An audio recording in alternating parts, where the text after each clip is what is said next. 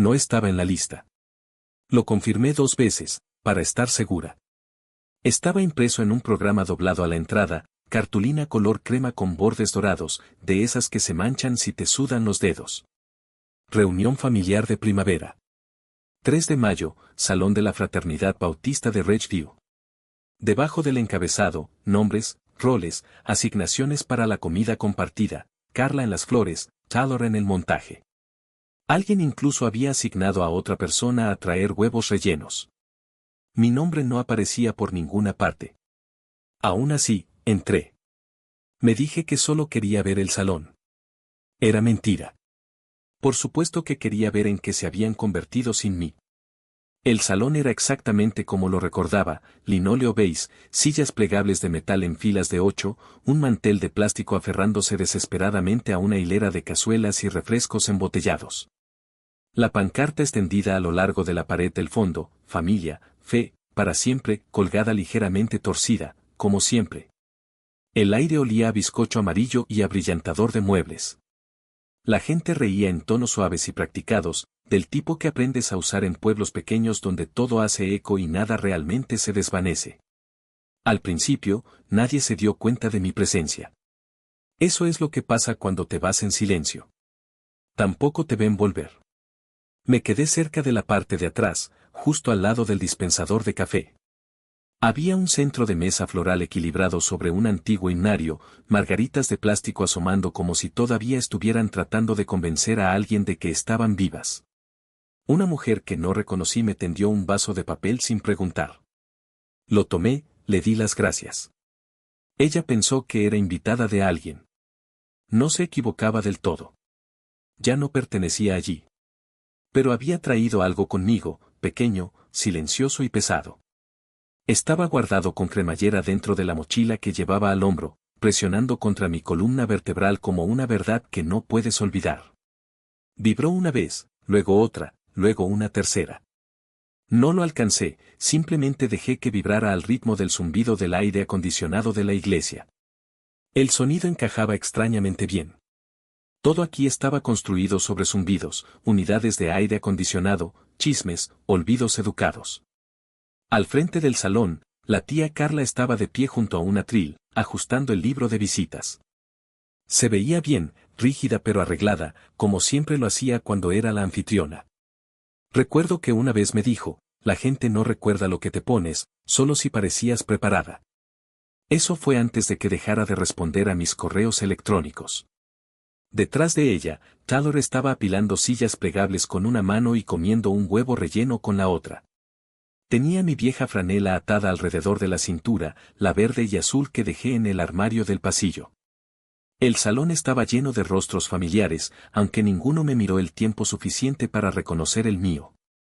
Eso es lo que pasa cuando te conviertes en una ausencia. Te reemplazan con un recuerdo. Alguien apretó el botón de reproducir en un altavoz Bluetooth. Randy Travis sonó lento y tierno.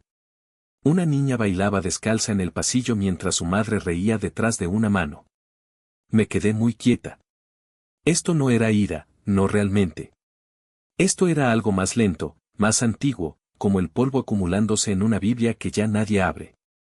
No me invitaron, pero eligieron hoy, mi cumpleaños. Eligieron este día para recordar a todos menos a mí.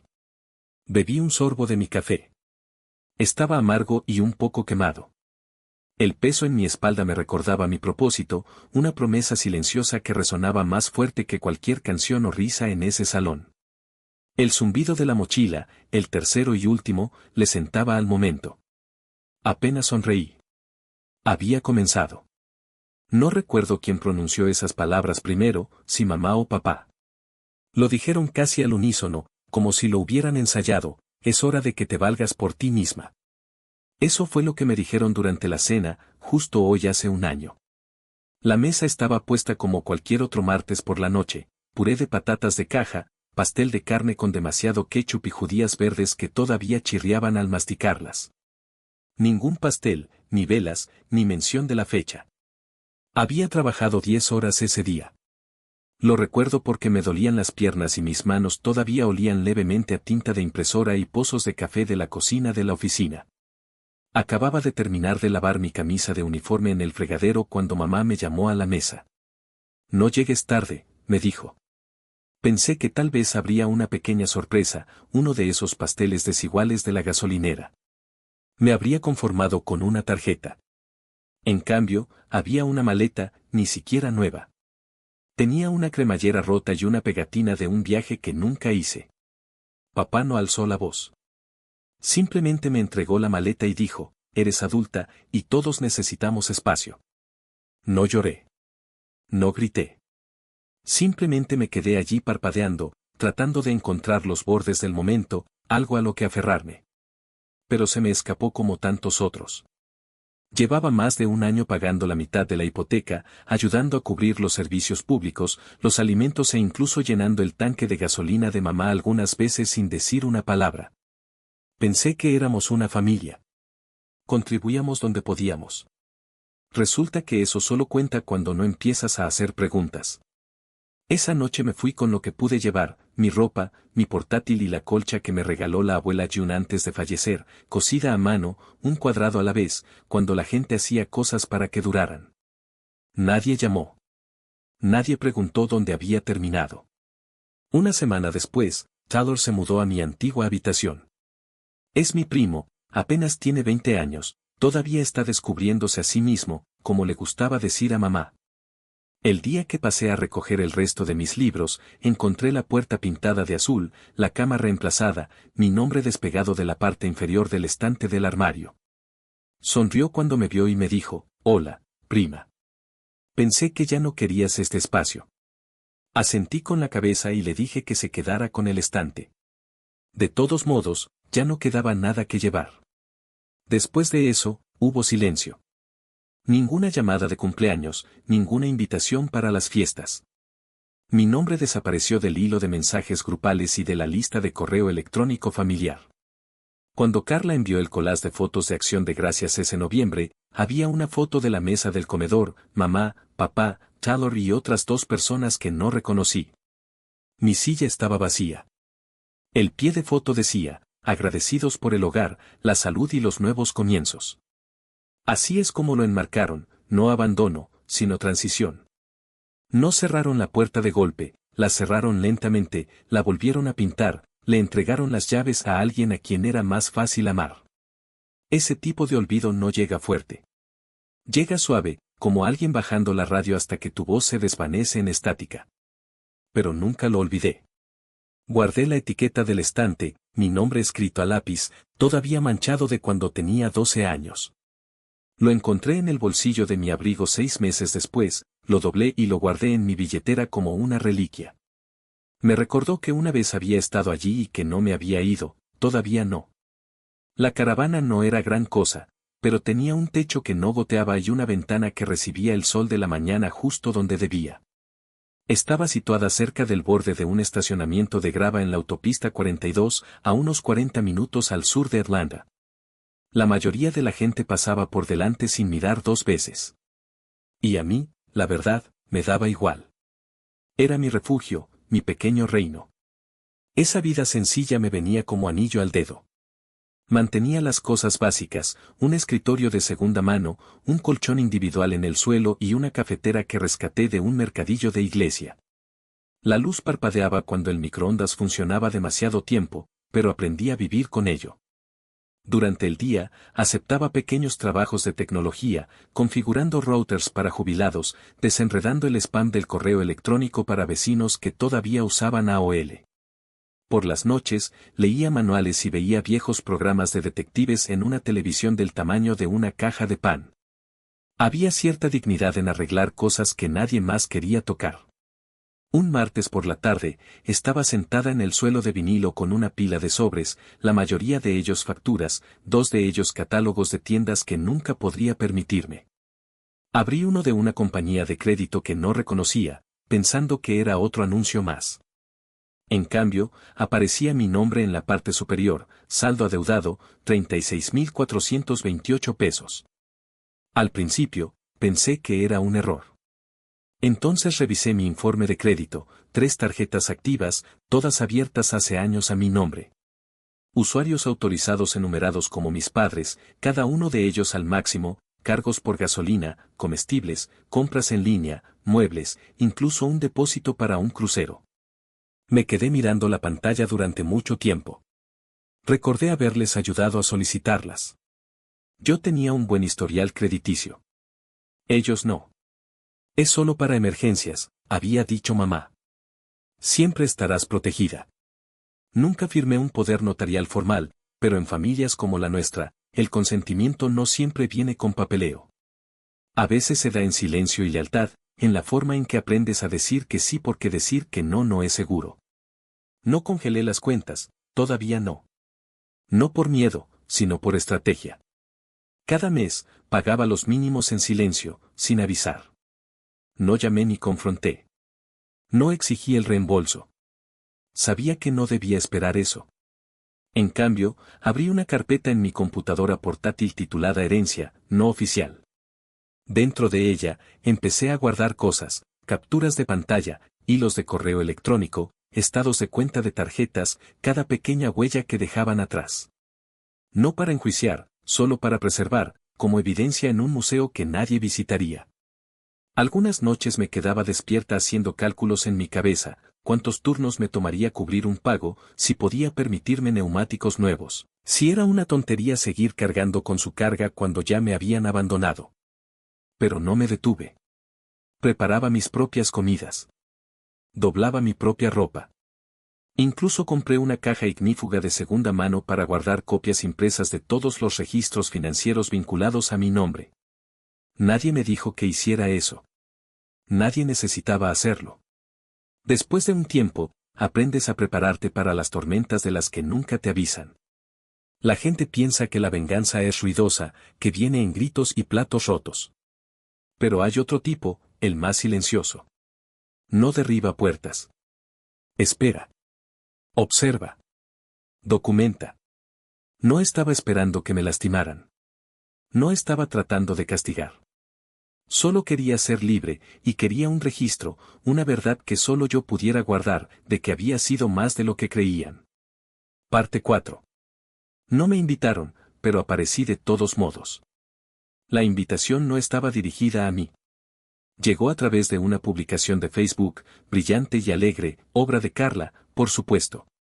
Un gráfico en colores pastel con margaritas y fuente cursiva. Reunión familiar de primavera. 3 de mayo, Salón de la Hermandad de Ridgeview Baptist, 12:30 del mediodía, todos son bienvenidos. Esa frase se me quedó grabada. La contemplé largo rato, y no era porque no la entendiera. La entendía perfectamente. No era una invitación, era una declaración, del tipo que deja claro quién sigue contando y quién ha sido discretamente borrado del mapa. 3 de mayo, mi cumpleaños, el mismo día que el año pasado, el mismo día que me despidieron con una maleta y un tenedor lleno de pastel de carne recocido. No hice ningún comentario, ni siquiera le di me gusta a la publicación, pero lo marqué en mi calendario con lápiz, de mina blanda, fácil de borrar si me acobardaba. No me acobardé. Aquel domingo, planché mi camisa más limpia y lustré los únicos zapatos que me quedaban de mis días de oficina. El cuero se había agrietado por los bordes, pero aún aguantaban bien. Salí del remolque a las 11:10, ni pronto, ni tarde, justo a tiempo. El trayecto fue silencioso. Dejé que el zumbido de la carretera me calmara las manos.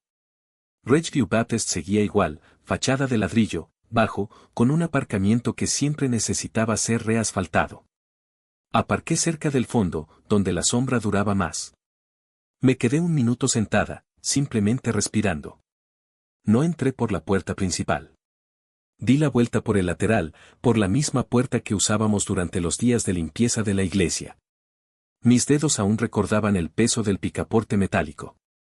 Dentro, olía a pino y pastel de limón, igual que siempre. La gente se movía entre las sillas plegables, abrazándose y contando historias. Un niño pasó corriendo a mi lado, riendo, y casi golpea una bandeja de ensalada de patata. Nadie se fijó en mí. Me quedé en los bordes, cerca de la estación de bebidas, café, té, 3 jarras de ponche azucarado, el mismo ponche que Carla preparaba cada año con Sprite y aros de fruta congelada.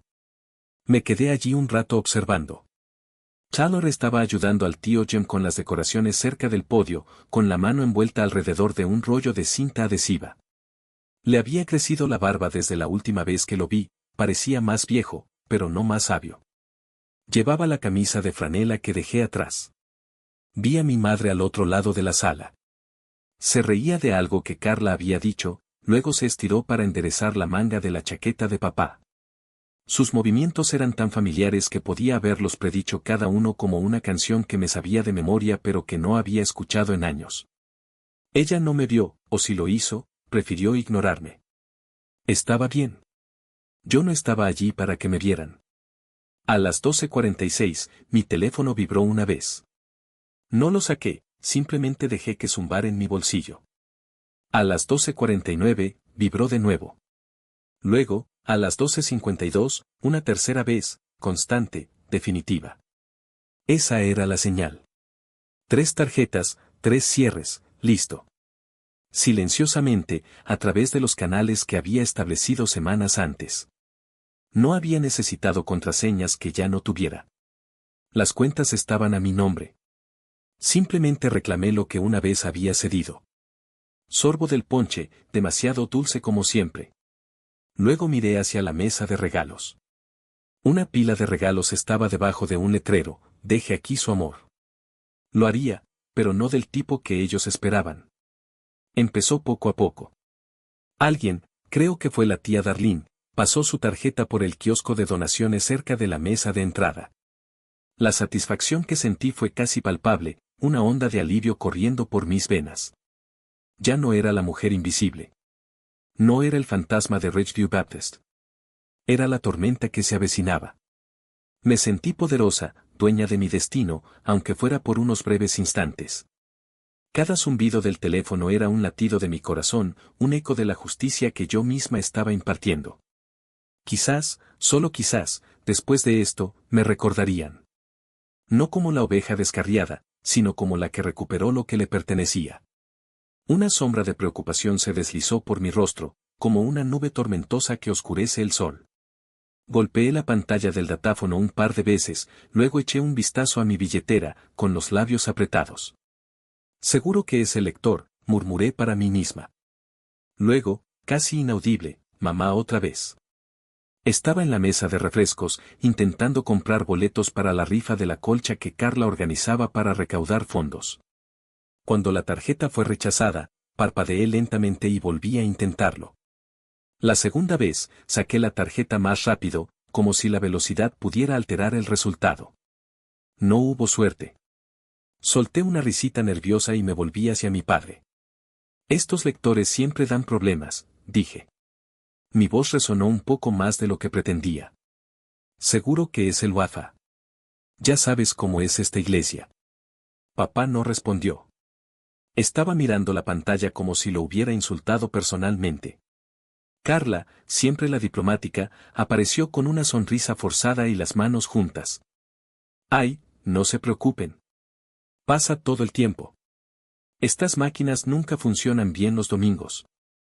Su risa era ligera y brillante, como la de una anfitriona tratando de salvar una cena donde el asado salió crudo. Pero sentí como la atmósfera cambiaba.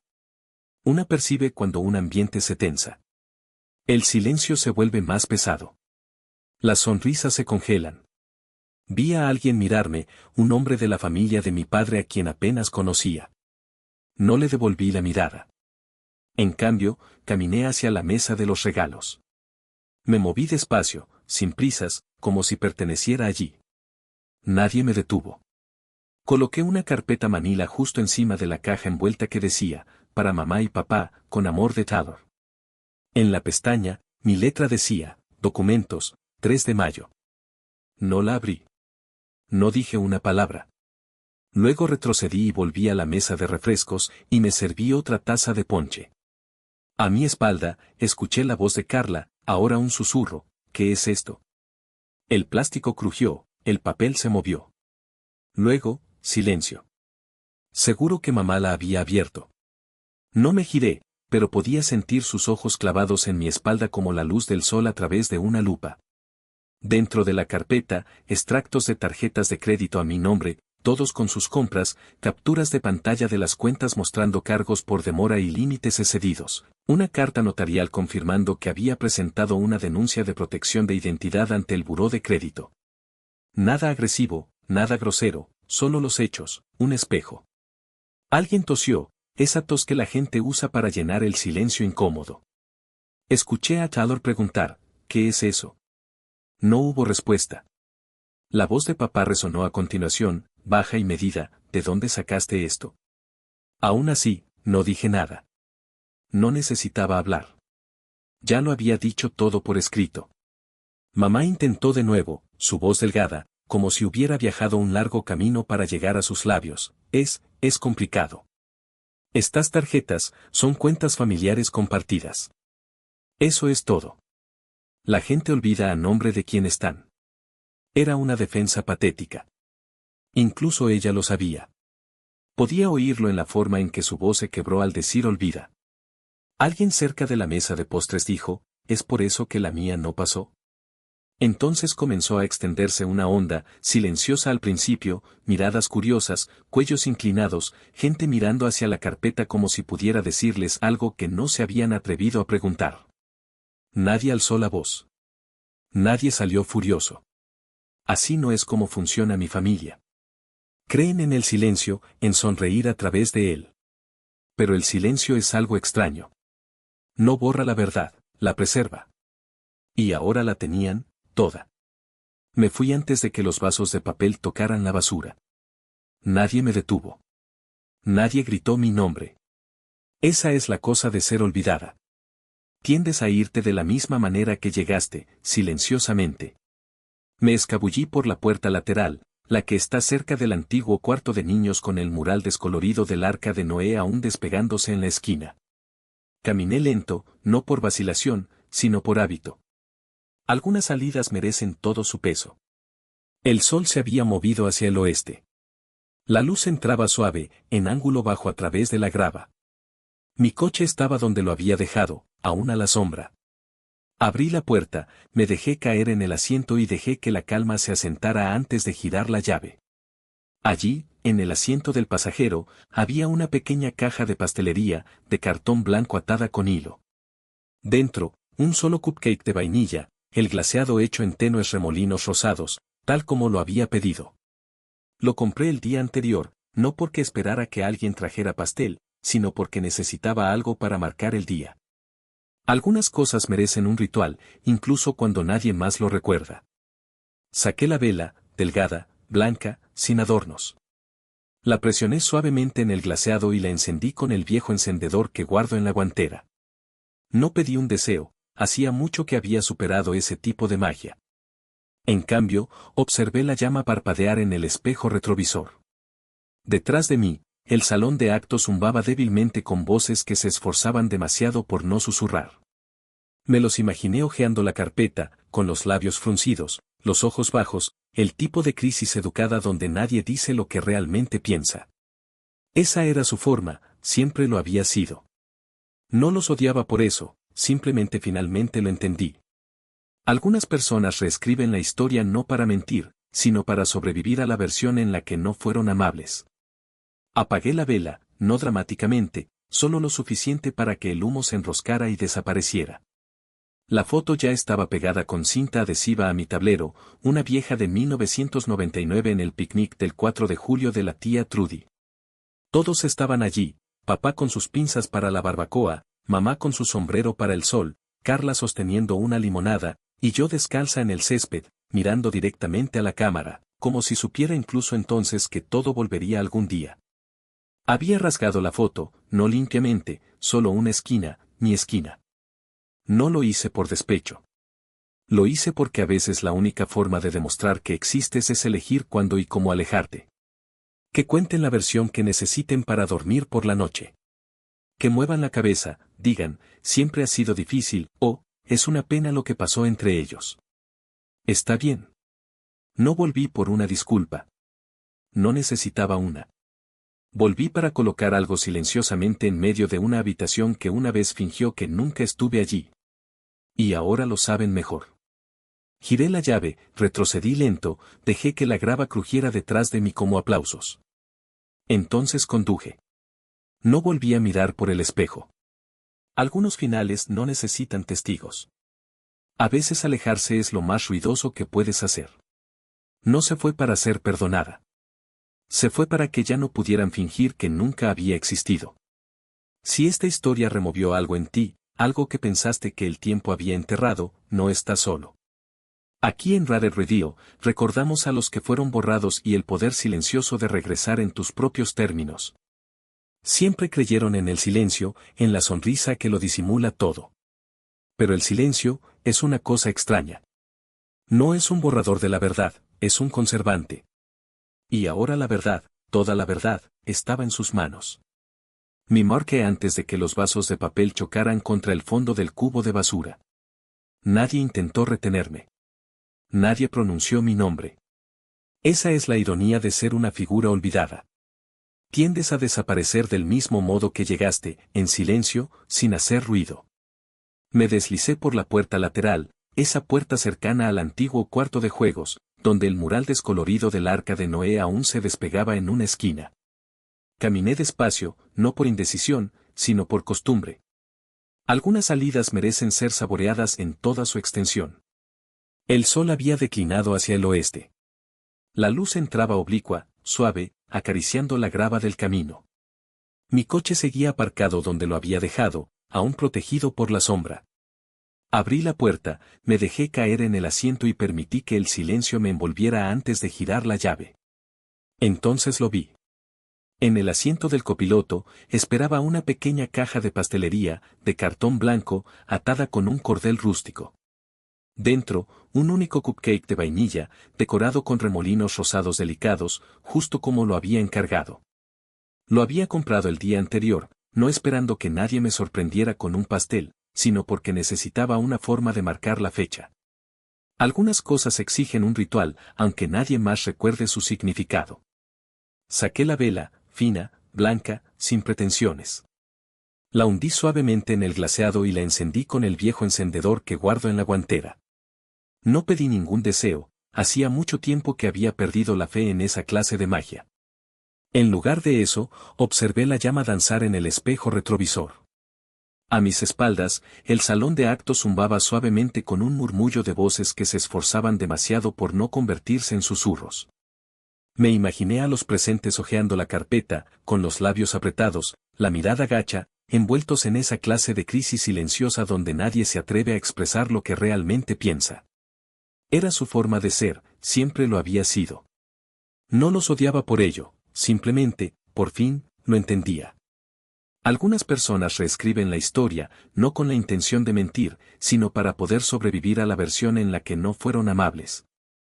Soplé la vela, sin dramatismos, solo lo justo para que el humo se elevara en espirales y se desvaneciera.